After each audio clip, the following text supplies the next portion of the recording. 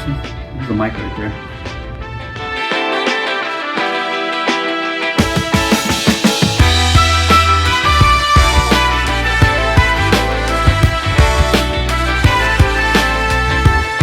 Here's the difference between what we're doing with Multeq-x. The actual app is called TrueTarget.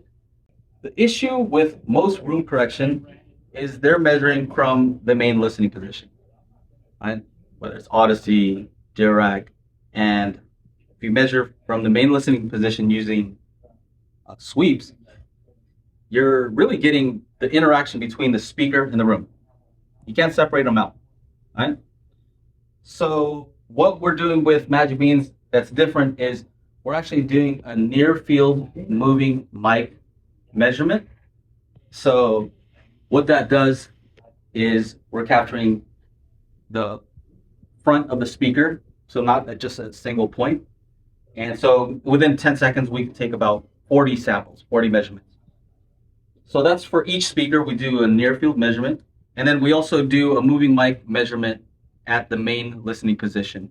If I measure the speaker and then I measure the main listening position and there's a change in the sound, what is that?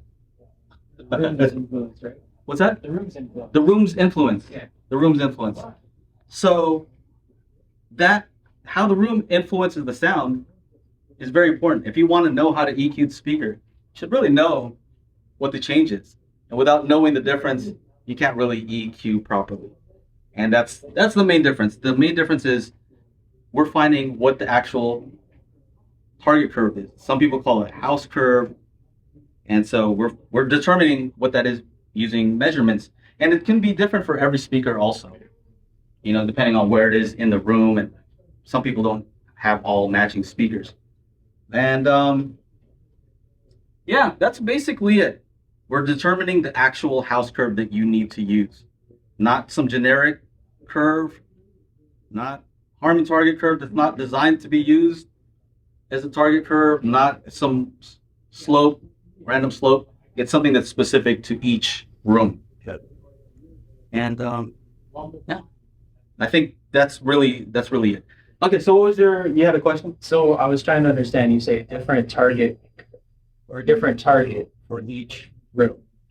Is the goal to provide a similar experience for this room and this speaker versus that room and that speaker? Is it a similar experience? If I were to walk in to each one, I'd have a similar experience? I think that eventually it would seem like a more similar experience. So right off the bat, if we were to walk into different rooms right now, our voices would already change. So it's not similar in the way that like our voice is totally the same in every single room, but you wouldn't think I'm a different person if we walked into the other room. No. Because your brain would get used to the fact that the room sounds a certain way, and then you're like, oh, I get why your voice sounds a little different in here, more echoey or whatever. So I think that's the interesting part about psychoacoustics is you have to understand how the brain also works, how it's interpreting the sounds that we're hearing. And I think our brain is way smarter than people give it credit for. And we are able to understand the room that we're in. So my method is not about erasing the room. I don't think we can do that. I think we know the room that we're in and we've cataloged it. And so why try to fight that?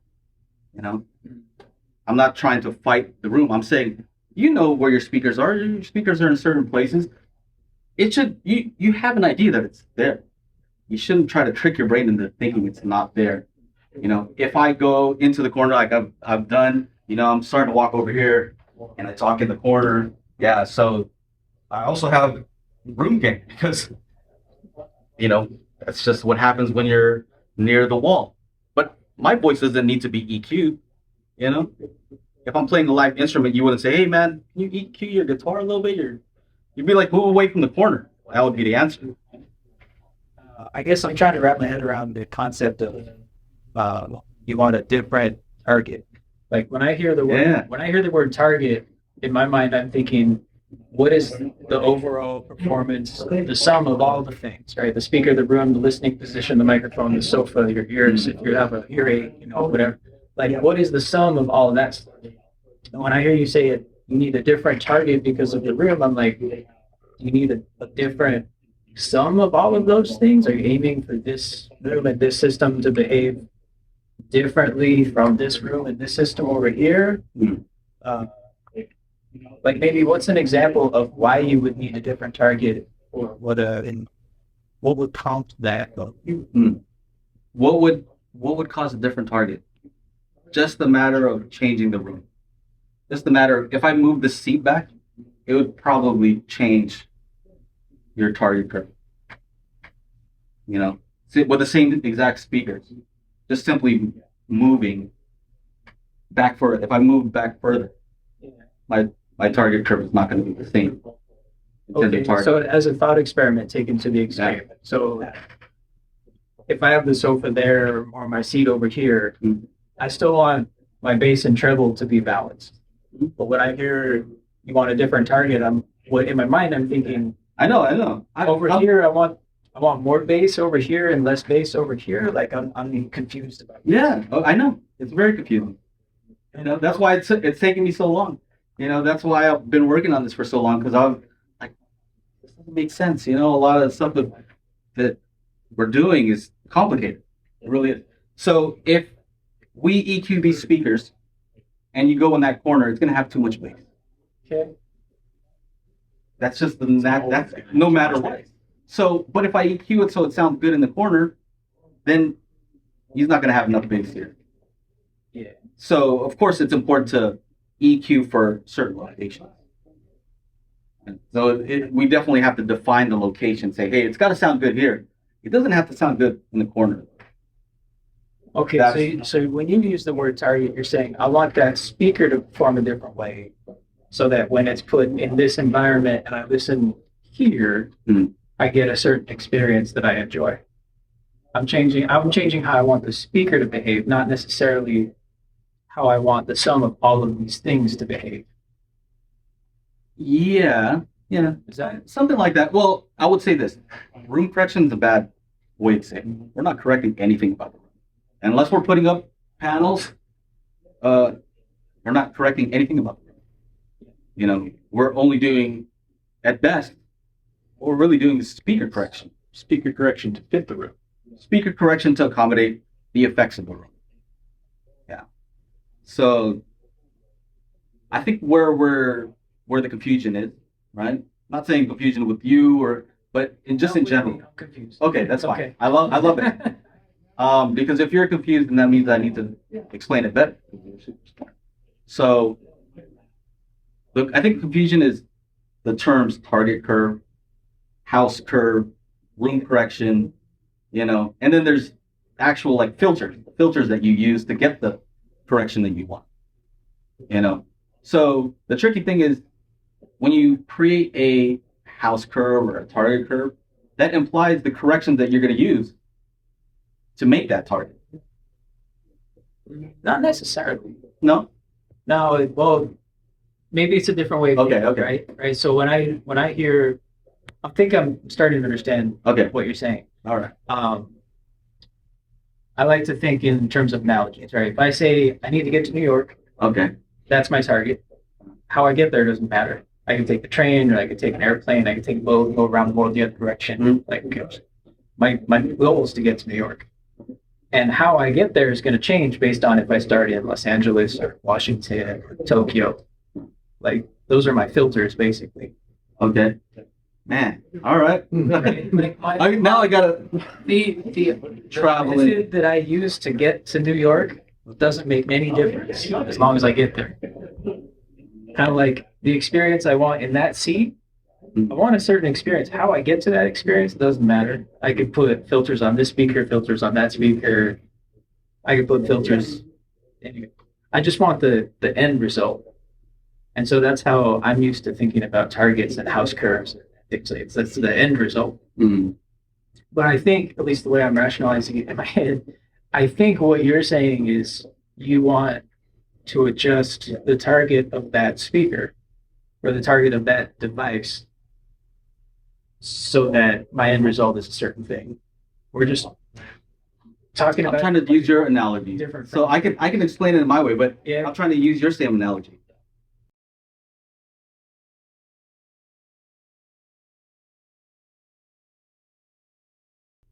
What if I wanted the airplane to fly straight? Right? Like my goal is for the airplane to fly straight, but there's like wind that's moving it around and going all over the place, right? I don't know where the wind's gonna be blowing at that time, so I don't know the exact corrections that I need to make it go straight. Right? Yeah. So I think it's more like that. As far as what's the target, the problem is the target's not the destination. The target is I want the plane to fly straight. Okay. Right? The app will give you the target in that definition. Like running the app is what's going to tell you this is your target. Now here's how we get there.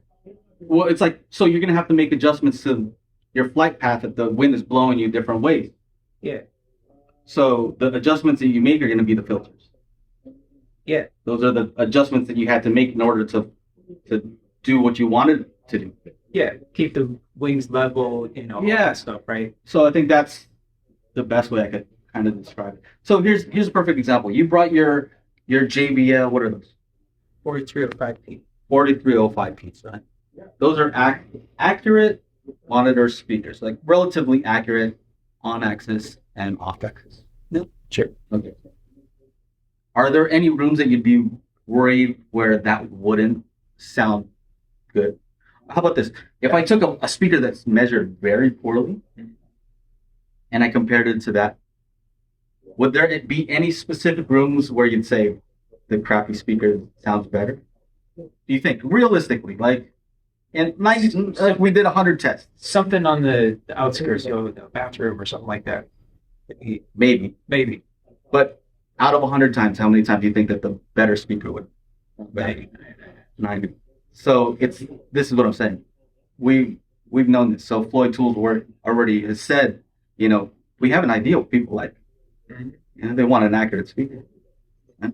So we know these things. So that works in the higher frequencies. And that's the other thing that Magic Beans does is it works for higher frequencies, just making it accurate. But when it comes to bass, everything changes. Right? We can't. What's accurate? I could take an accurate sub. That sub actually measures pretty accurately, pretty flat, that SB3000. But if I were to put it, well, it's in the room. If I measure there, it's not flat anymore. Right. It's no longer just the sub. It's the sub and the room together. Yeah. But that's different than the way that the higher frequencies operated. Yep. And that transition region where it transitioned from, being able to do that versus it interact with the room is also different from room to room. Right? It's not, it's always 500 hertz. No, it's not always 500 hertz. It could be different frequency. It changes. So that's part of what we do. Part of what we do is we determine where is that region where it changes over. So we can accurately set the target. Yeah. Hopefully that answers some of it. Yeah, it makes more sense talking through it. I think I just use different words. Yeah. And maybe I'm using the wrong words. word. That was my confusion. I just use different words. Yeah, But I think I understand what you're saying now. Yeah. So like we're doing these monolith, what are these? Audition T5s, T5. Yeah. And they don't measure well out of the box. We used Odyssey and we did the auto correction and worse. You think it was 100% worse. Worse. Okay, so he says it's worse. I think it's worse. I think the graph shows it's worse. So that's no good. I would rather not use a room correction that makes it worse. But after the correction, didn't the top end look pretty good after the Magic Bean correction? Because we measured near field of the T5 and those JBLs that are much more expensive, right? So these are $180 or something each, and those other ones are $2,000 a pair. Yeah, it's like 10 to 1. I think that we can DSP speakers, to sound more like active speakers. We can utilize that. I think speaker correction is actually a better name. Any other questions? Because I think the questions are important because I know the answers. I just don't know what the questions are. I don't know what people don't know. Do you have any questions? I think we've been through it a little. Yeah, but it's the thing is that I've been trying to not tell everybody about the stuff I've been working on for a long time. Right. So now I That's finally what get to talk to them. I'm like, yeah. what? I can say That's what makes it a little hard is because coming into it, all I know is what you put online. Yeah. Which is we're coming out with an app and it has something to do with target curves. Yeah. That's what I came into knowing about this product. And it's better. Yeah, it's right. And it's magic beans. Well, okay. And other stuff. But now after hearing you talk about it and understanding what it's doing is, I think, like you said, room correction may not be the right term for it. It's almost, it's speaker correction in spite of the room. Integration. Yeah, integration is a good word for it too. It's speaker integration. You are accounting for what the room is doing to the sound and then adjusting that. Like you said, with the sub, you're also finding that point of, well, I can't do anything about this. Yeah. So why try? Yeah. Why sit there and try to mess with all of your, let's try all these filters and they may or may not work. Well, you know they're not going to work because you know the room is doing that. You got to filter that out. And I'm sure you're familiar. So you do installation. So you do this on a regular basis. Well, the other thing to consider is not all the speakers that we start with are good to begin with.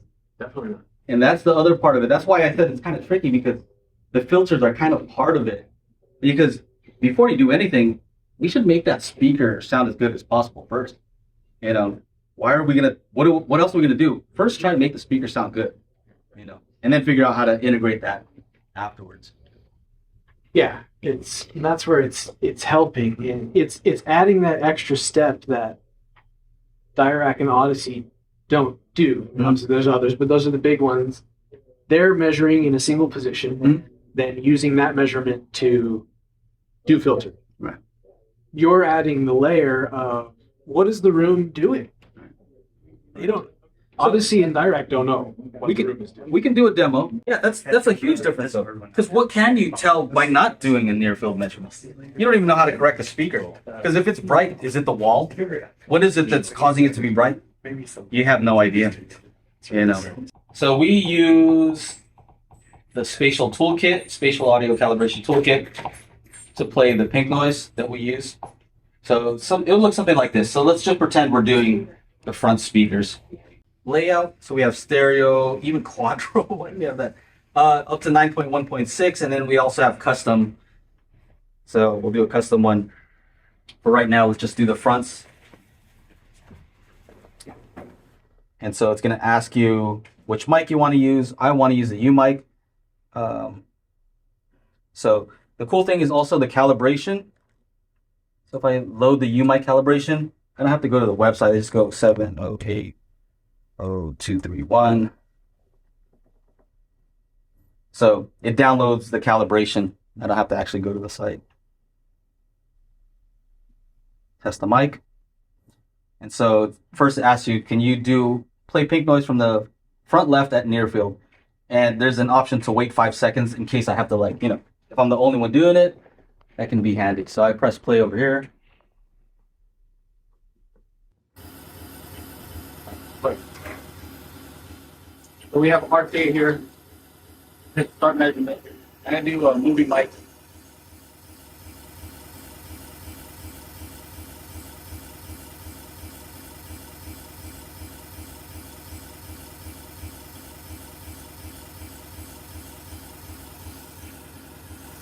Okay, so one thing I want to show you guys is in situ measurement, I think is important because look, there's a speaker in the way. Let's say this is permanently here.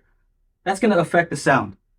An anechoic measurement is great if you're going to make speakers, but all this stuff is going to actually affect the sound and we should account for it. So this is the measurement that it took.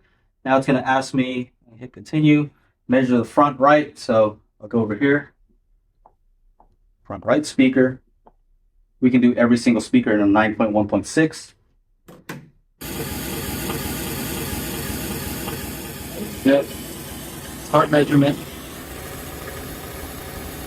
All right, so there's the next measurement. It turns green, so it's easy to see.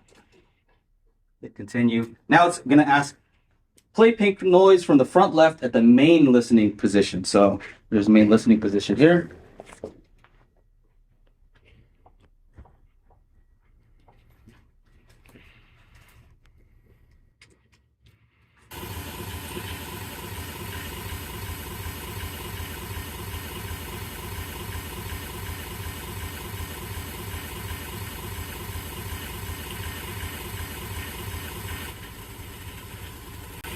Okay, and last we'll do the front right.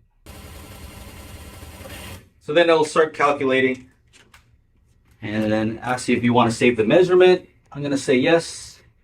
I'll say test, whatever, test 4.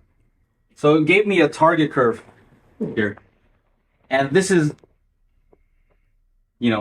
similar to what you might expect from like a Harman target curve where the bass is lifted, the treble drops off, but it's not exactly the same. And that's the important thing. It's not exactly the same. We have different exports. So if you have a 10-band EQ, we can export and tell you exactly what to do with a 10 bands. You can use 31-band EQ. If you have Apple, you can use AU N-band EQ. If you have a Behringer NX, Camilla DSP, we have lots. Dirac Global, so we have 2 options. One where you EQ all the speakers to the same target, right? And we also have a different one that's a per channel EQ, so each speaker has its own target response. So you can experiment. Initially, I was only going to do per channel, but I figured, you know what, just in case people might want to do a global, so we have that option. Dirac Live Bass Control is a separate way that we have to do it. We can export to Emotiva, Equalizer APO. We have a generic. This one's kind of interesting. So if you have a PEQ that is not anything on our list, you can just say the number of bands up to 20, the Q factor, how it rounds the gain, and then what's the max cut and boost. And we'll export, for that generic target, piece of equipment. So Magic Beans is a way to export so that you can send it to somebody else with the app and they're able to pull this stuff up. Let's see here. This is the more advanced stuff that we're going to have for the installers where they can export the measurement data, the raw data. And that's actually useful because you can actually use that in REW. So if you wanted to just go and take measurements remotely, you can do that and then go home, look at all the stuff in REW. And that's pretty cool. You can't get the phase information because it wasn't using a sweep that's using pink noise, but you can still do some stuff. We export to Mini DSP 2x4 Advanced. We can use the input PEQs and the export PEQs. We have Mini DSP 2x4 HD, same thing, and Multeq-x, both global and per channel EQ. We can export to Storm Audio and YPOW.